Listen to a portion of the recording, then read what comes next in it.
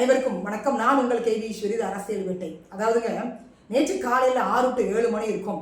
காலம் காத்தாலேயே நம்ம வங்கியில் கலைஞர் மகளிர் உரிமை தொகைன்ற பெயரில் கிட்டத்தட்ட 5000 ரூபாய் வந்திருக்குது. பயங்கர ஷாக்கு. எதிர்கட்சிகள் மட்டும் இல்லைங்க, பொதுமக்களுக்கே ஷாக் ஆயிட்டு.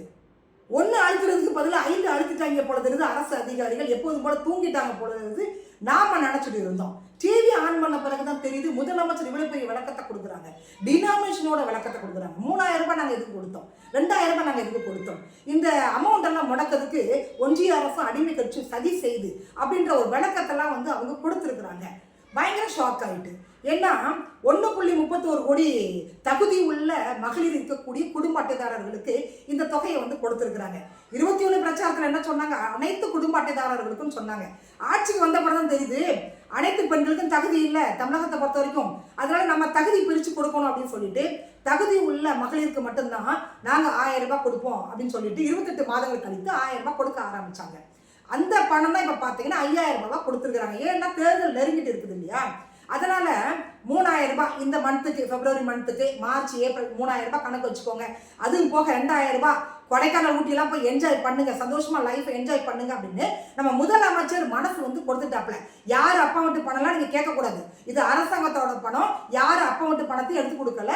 அரசாங்க பணம்னா என்ன அர்த்தம், நம்ம கட்டின வரி பணம் தாங்க இது. நம்ம கொடுத்த பணத்தையே நம்ம கிட்ட எடுத்து கொடுத்து அதற்கு ஒரு பெயர் வச்சாங்க பார்த்தீங்களா, அங்கதான் நிக்கிறாங்க டிஎம்கே. அதனாலதான் இங்க தமிழகத்தை பொறுத்த வரைக்கும் 6 முறை அவங்களால ஆட்சியை பிடிக்க முடிந்தது. ஆட்சியை பிடித்த பிறகு 28 மாதங்கள் கழித்து தான் மகளிர் உரிமை தொகை கொடுக்க ஆரம்பிச்சாங்க டிஎம்கே.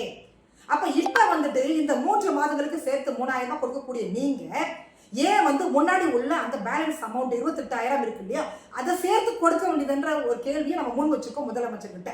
அவங்க பதில் சொல்லுவாங்கன்றதை நாம எதிர்பார்க்கிறோம். அதே நேரத்தில் இந்த சிறப்பு கோடைக்கால தொகை 2000 ரூபாய் கொடுத்தாங்க இல்லையா, இதற்கு முன்னாடிலாம் ஏன் கோடைக்காலங்கள் வரலையான்ற ஒரு கேள்வி நமக்கு வருது. அதே மாதிரி பொங்கலுக்கு 3000 ரூபாய் கொடுத்தாங்க. லாஸ்ட் இயர் தான் பொங்கலுக்கு 3000 கொடுத்தாங்க. ஏன் அதற்கு முன்னாடிலாம் நீங்க பணம் கொடுக்கவே இல்லை, அப்பெல்லாம் பொங்கல் தமிழர்கள் கொண்டாடலையா அப்படின்ற ஒரு கேள்வி நமக்கு வருது. 5000 ரூபாய் டிஎம்கே கொடுத்த பிறகு எதிர்கட்சிகள் உட்பட நிறைய கட்சிகள் அவங்களுடைய விமர்சனத்தை முன் வச்சாங்க, கண்டனத்தை தெரிவிச்சாங்க. ஏற்கனவே 9 லட்சம் கோடிக்கு கடன்ல இருக்குது, நீங்க எப்படி 2000 ரூபாய் வாங்கி நீங்க கொடுத்தீங்க, அப்ப எந்த துறையிலிருந்து நீங்க எடுத்து கொடுத்தீங்க, எந்த நிதியிலிருந்து நீங்க எடுத்து கொடுத்தீங்க அப்படின்ற மாதிரி நிறைய கேள்விகள் உள்ள வருது. அதே மாதிரி தாங்க நம்முடைய எதிர்கட்சி தலைவரான அதிமுகவுடைய பொதுச் செயலாளரான திரு எடப்பாடி கே பழனிசாமி அவங்களும் அவங்களுடைய கண்டனத்தை தெரிவிச்சிருக்கிறாங்க. அதாவது திமுகவுக்கு தோல்வி பயம் விட்டது 2026. என்ன சொல்லி நீங்க மக்கள்கிட்ட ஓட்டு கேட்பீங்க, அதனாலதான் இந்த 5000 ரூபாய் கொடுத்து ஓட்டை ரிஜிஸ்டர் பண்ணி வச்சிருக்காங்கன்னு இபிஎஸ் ஒரு கண்டன அறிக்கை கொடுத்துருக்காங்க. அதே மாதிரி பொம்மை முதல்வரே ஒண்ணுமே செய்யலைங்க, 5000 ரூபாய் கொடுத்துட்டா ஓட்டு போடுவாங்கன்னு அவர் பகல் கனவு கண்டுட்டு இருக்கிறாரு. அதே மாதிரி இந்த டிஎம்கே ஆட்சி வந்த பிறகு 21 to 25 வரைக்கும் தமிழகத்துல விலைவாசி அந்த பட்டியலை அதிமுக ரொம்ப கிளியரா கொடுத்துருக்காங்க. விடியா ஆட்சி, உங்க வீட்டு பில்லே சாட்சின்ற பெயர்ல ரொம்ப கிளியரா பொதுமக்களுக்கு கொடுத்துருக்காங்க. ஸோ நீங்க தப்பிக்கவே முடியாது, ஓடவும் முடியாது, ஒழியவும் முடியாது. அதனால ஓட்டு போடுவாங்கன்னு அந்த எண்ணத்தையே நீங்க தூக்கி போடுங்கன்னு மிகப்பெரிய ஒரு கண்டன அறிக்கையை இன்னைக்கு இபிஎஸ் கொடுத்துருக்காங்க. அதே மாதிரி குலவிளக்கு திட்டத்தின் கீழ் 2000 ரூபாய் நாங்க தான் முதல்ல அனௌன்ஸ்மெண்ட் கொடுத்தோம். அதை அப்படியே ஸ்டிக்கர் ஒட்டி இன்னைக்கு மக்கள் மத்தியில அதை சொல்லியிருக்கிறாரு ஸ்டாலின். அப்ப ஒட்டுமொத்தமாக 2026 அவங்க ஆட்சி பிடிக்க மாட்டாங்கன்ற முடிவுக்கு அவர் வந்துட்டாரு. அதனாலதான் அவருக்கு தோல்வி பயம். என்ன சொல்லி வாக்கு கேட்க முடியும், அதனால பரவாயில்லங்க, எப்போதும் போல உங்க யுத்தி என்னங்க, கடைசி ஆயுதம் என்னங்க, இந்த 5000 ரூபாய் தான். அவங்க பணத்தால தான் அடிப்பாங்க மக்களை, அப்படிதான் ஆட்சியை பிடிச்சாங்க. அதே மாதிரிதான் இன்னைக்கு 5000 ரூபாய் தூக்கி வீசி இருக்கிறாங்க அப்படின்னு நம்முடைய இபிஎஸ் கண்டன அறிக்கையை வெளியிட்டு இருக்கிறாங்க. அதே நேரத்தில் சமூக வலைத்தளங்களில் பார்க்கும்போது நிறைய பெண்கள் கொதிச்சு வீடியோ போட்டுக்கிறாங்க. ஏங்க 1.31 கோடி குடும்ப அட்டைதாரர்கள் கொடுத்தீங்க, எங்களுக்குலாம் ஏன் கொடுக்கவே இல்லை, அந்த மகளிர் உரிமை தான் எங்களுக்கு வரவே இல்லை, இந்த 2000 எங்களுக்கு வரவே இல்லை, என்ன கணக்கு, அப்போ நாங்களாம் தமிழகத்தில் இல்லையா அப்படின்ற ஒரு கேள்வி அவங்க முன் வச்சுட்டாங்க. பாவம், உண்மையிலே எனக்கு வருத்தமாக இருக்கு அந்த வீடியோக்கெல்லாம் பார்க்கும்பொழுது. அதே மாதிரி 1.31 கோடி ரூபாய் இன்று 2000 கணக்கு போடுங்க நீங்க. அந்த அமௌண்ட்டுக்கு தமிழ்நாட்டில் ஏன் தொழிற்சாலையை நீங்க நிரூபிக்க கூடாது? 5.5 லட்சம் பேருக்கு அரசு வேலை தரேன்னு சொன்னீங்கன்னா அந்த வேலை என்ன ஆச்சு? இன்னைக்கு தூய்மை பணியாளர்கள் உட்பட நிறைய பேர் பணி நிரந்தரம் கேட்டு போராடுறாங்க, ஊதிய உயர்வு கேட்டு போராடுறாங்க. அவங்களுக்கெல்லாம் பணி நிரந்தரம் பண்ணாம ஊதிய உயர்வு கொடுக்காம இந்த 2000 ரூபாய் மக்களுக்கு கொடுக்குறீங்க அப்படின்னா என்ன அர்த்தம்?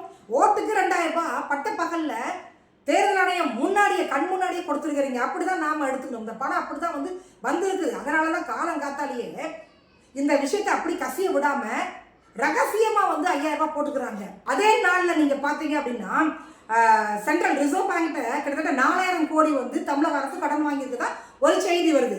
அதையும் தாண்டி இந்த 2000 ரூபாய் எப்படி கொடுக்கப்பட்டது அப்படின்ற ஒரு கேள்வி உங்களுக்கு வந்துச்சுன்னா அதற்கான இன்னொரு விடயத்தை நான் சொல்றேங்க.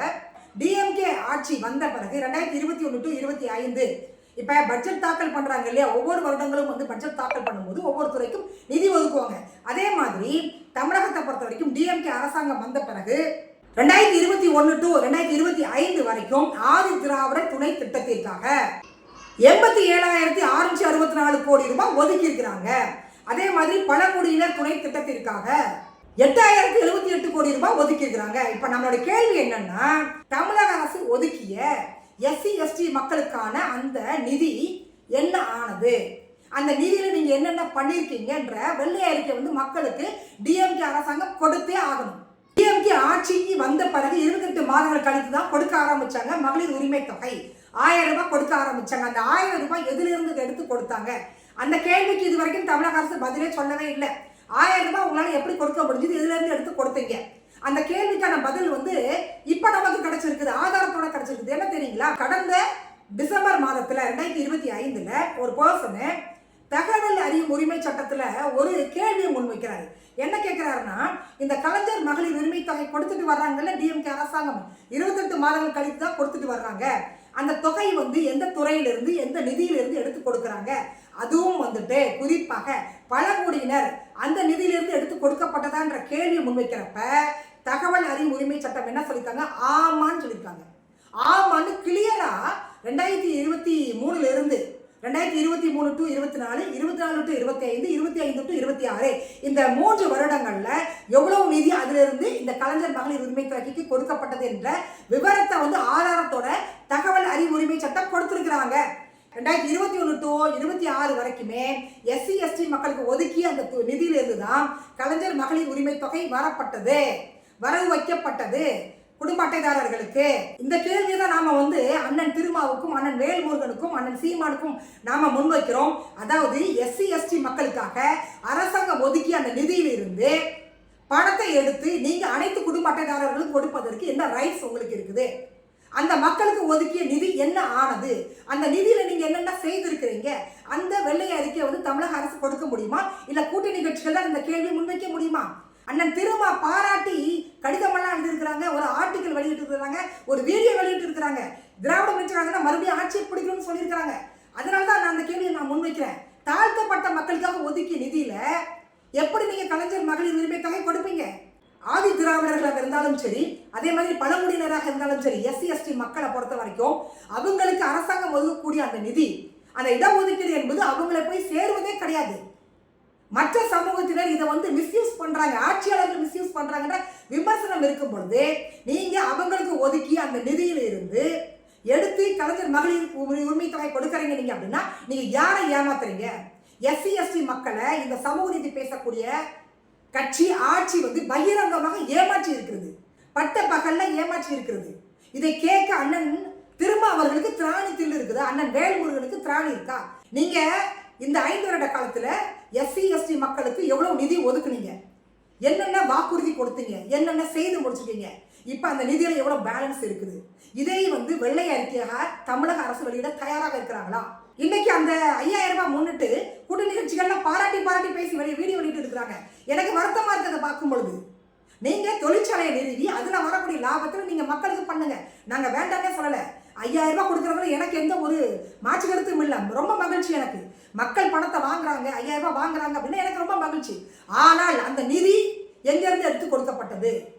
SC/ST மக்களை வஞ்சித்து மற்ற மக்களை வந்து சமாதானப்படுத்தி அவங்கள வந்து சந்தோஷப்படுத்தி ஓட்டை வாங்கக்கூடிய ஒரு வேலையை இன்னைக்கு டிஎம்கே பண்றாங்கன்னா இது யாருக்கு செய்த துரோகம்?